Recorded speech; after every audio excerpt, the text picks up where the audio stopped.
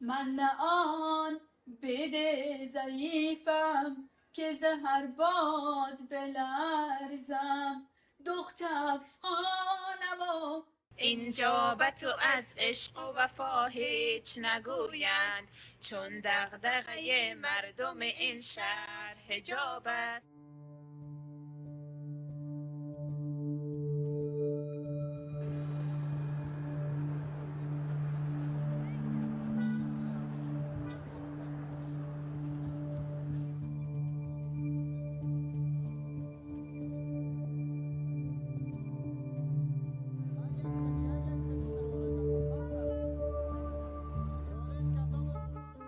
لمر به وخیږي په غرونه، ته به والوځې تر لوړو اسمانونه.